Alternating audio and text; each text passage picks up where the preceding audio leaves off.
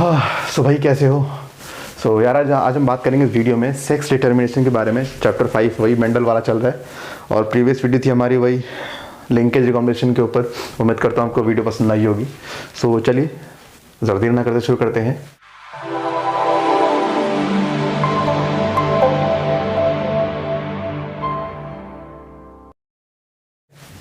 Hello दोस्तों, मैं हूँ विनय और आप देख रहे हैं मेरा यूट्यूब चैनल विनय बायोलॉजी। तो आज का हमारा टॉपिक बहुत अच्छा है।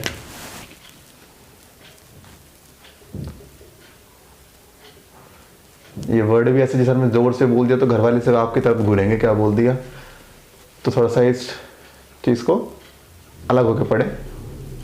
सेक्स डिटर्मिनेशन माने यहाँ पे हम बात कर रहे हैं जेंडर की, कि जेंडर कैसे हम फाइंड करते हैं किसी के अंदर भी।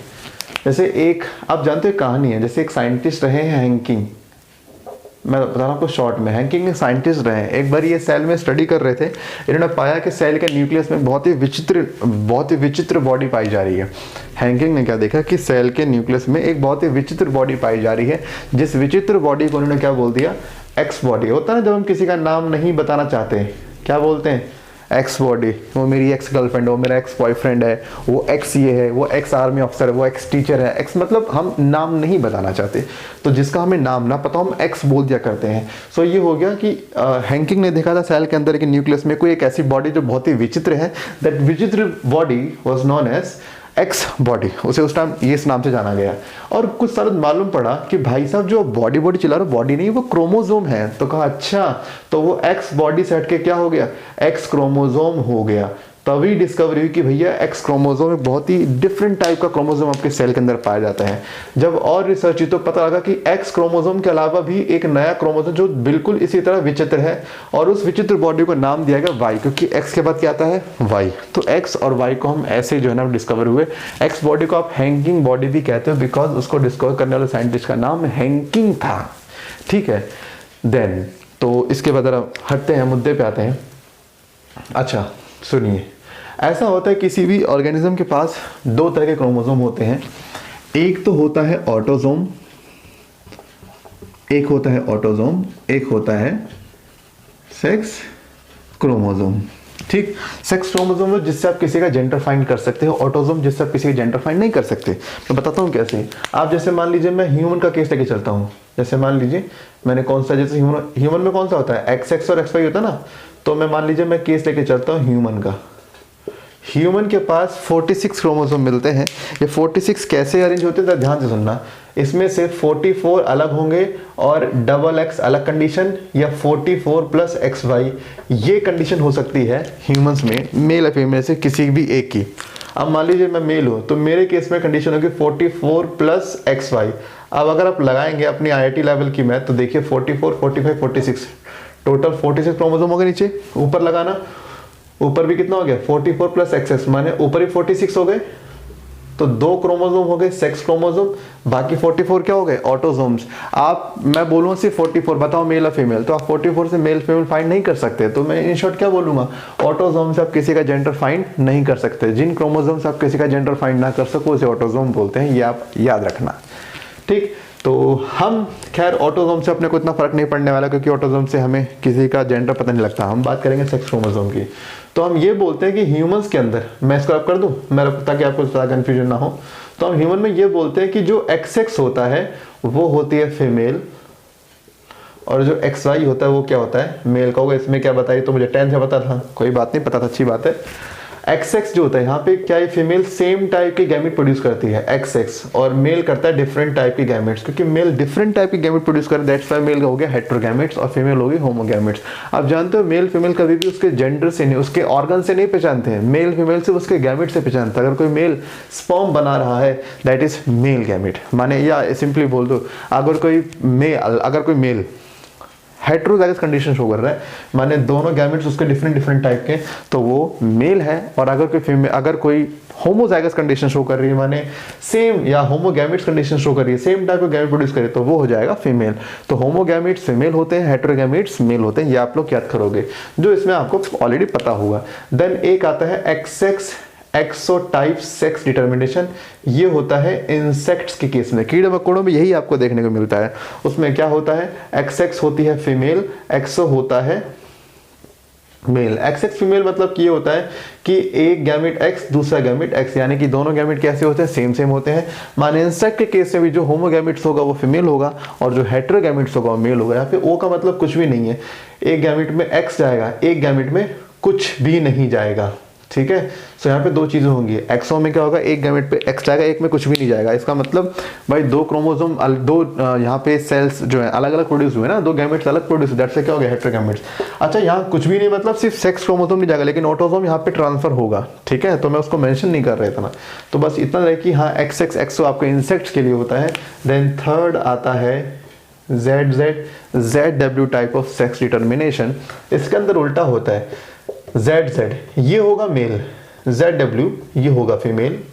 ऐसा होता है कि बर्ड्स के केस में, ये बर्ड्स के केस में होता है, बर्ड्स के केस में जो होमोगैमेट्स होते हैं वो मेल होते हैं, हेटेरोगैमेट्स क्या होते हैं, फीमेल। जबकि यहाँ देखो होमोगैमेट्स फीमेल है, यहाँ पर होमोगैमेट्स कौन है, मेल। तो ZZ वाला मेल हो जाएगा, ZW वाला female in case of birds. So तीन आपको टाइप पता होना चाहिए, XX XY, XX XO and ZZ ZW। XX female, XY male, XX female, XO male, ठीक है। ZZ मेल, ZW फीमेल, ये बर्ड्स में, ये इंसेक्ट में, वो ह्यूमंस में, ठीक। सो ये तीन आपने पहले ही पढ़े हुए होंगे, बट कोई नहीं पढ़ा तो अच्छी बात आपने पढ़ लिया आज। सो चलिए बढ़ते नेक्स्ट टॉपिक की तरफ, जो है कि आपका है म्यूटेशन और उसकी basic C definition.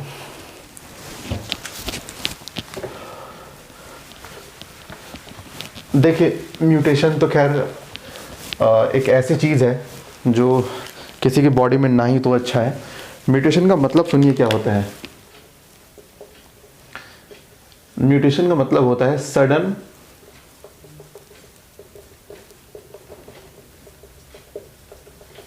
Change in DNA sequence. DNA sequence में एकदम से बदलाव का आ जाने से हम क्या बोलते हैं, म्यूटेशन बोलते हैं। जैसे हमारा सीक्वेंस है ABCD, सीक्वेंस चेंज हो गया, ABCD नहीं मान ले ACB हो गया और D वही सेम आ गया। तो अगर डीएनए के सीक्वेंस में बदलाव आएगा उससे आप क्या बोलोगे, म्यूटेशन बोलोगे। जो कि यहाँ पे आपको दो तरह की मैं पढ़ाऊंगा, एक होती है फ्रेम शिफ्ट म्यूटेशन, एक होती है पॉइंट म्यूटेशन। देखिए मैं दो तरह के पढ़ा रहा हूँ क्योंकि आपको एनसीईआरटी में दो से मतलब है। हालांकि अगर आप कोई बाहर की बुक उठाते हैं आपको उसमें बहुत तरह की मिल जाएगी, जर्मिनल, सोमैटिक, कॉन्टिन्यूअस, डिसकंटिन्यूअस, लेकिन हम उतना नहीं करेंगे क्योंकि आप अपन बात कर रहे हैं एनसीईआरटी की, ठीक है। सो फ्रेम शिफ्ट म्यूटेशन, मान लीजिए यहाँ पे मैं लिखता हूँ सीक्वेंस, लिखता हूँ मैंने ACG TAT ACC, मैंने ये डीएनए का कोई सीक्वेंस लिखा हुआ है। अब मुझे बताइए अगर मैं यहाँ पे कहीं भी कोई बेस को ऐड कर दूं, मान लो आप एक बेस ऐड कर दो, दो ऐड कर दो, जो भी आप ऐड कर दो, मान लो आपने A और T के बीच में पे कोई बेस ऐड कर दिया, जैसे मान आपने C ऐड कर दिया, C ऐड करते ही देखो नया सीक्वेंस कैसा होगा डीएनए का। आपको पता है डीएनए का सीक्वेंस हमेशा 3-3 के फॉर्म में रीड होता है, तो ACG रीड होगा, फिर TAC हो जाएगा, TAC को C आ गया ना, तो अब TAC हो जाएगा और ये T अलग, ये TAC यहाँ पे फिर से हो जाएगा और ये C अलग। मेरा कहने का मतलब क्या है, आपने जो C डाला है, ये वाला C डाला है, इस C के डालते ही फ्रेम राइट में शिफ्ट हो गया ना। अगर आप यहाँ से मान लो A को निकालो तो फ्रेम लेफ्ट में शिफ्ट हो जाएगा। सो यहाँ पर क्या हो रहा है कि अगर आपके बेस के ऐड या डिलीट करने से फ्रेम में शिफ्टिंग हो रही है, that is known as frame shift mutation. इतना क्लियर है, जिस म्यूटेशन में फ्रेम लेफ्ट या राइट शिफ्ट हो जाए उसे हम क्या बोलते हैं, frame shift mutation. Point mutation तो बहुत ही सरल है, बहुत ही आसान है। यहाँ पे ऐड या डिलीट होता है, चेंज नहीं होता, ऐड या डिलीट होता है। यहाँ पे ना कुछ ऐड होगा ना डिलीट होगा, सिर्फ चेंज होगा। जैसे मान लीजिए मैंने सीक्वेंस लिखा, वही लिखा ACG TAT ACC। अब देखिए पॉइंट म्यूटेशन में क्या हो जाएगा,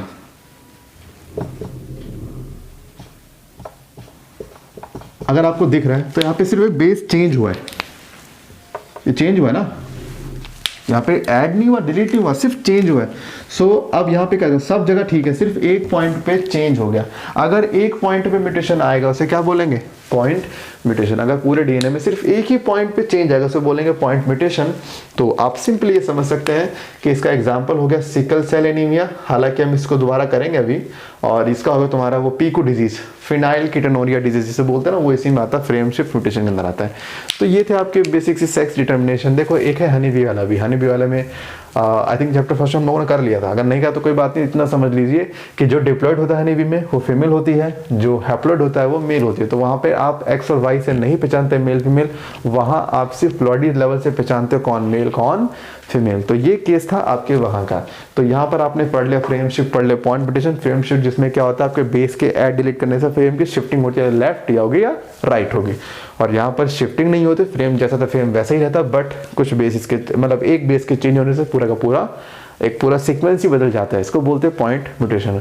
उम्मीद करता हूँ गाइज आज की वीडियो वैसे हम इतनी ज़्यादा करेंगे नहीं, आज रखते हैं इतनी, ठीक है, क्योंकि इसके बाद का जो टॉपिक है वो बिल्कुल नया टॉपिक है, उसको मैं अभी चाहूँगा शुरू करना चाहूँगा। उसके लिए एक सेपरेट वीडियो हो, वो आपके जेनेटिक डिसऑर्डर्स।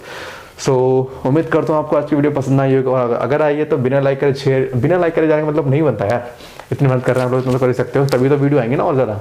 सो बस फिर मिलते हैं इस वीडियो में नए टॉपिक से, तब तक के लिए सब तक रहें, सावधान रहें, देखते रहें। विनय बालाजी, टाटा बाय बाय, सब बाय, लव यू ऑल।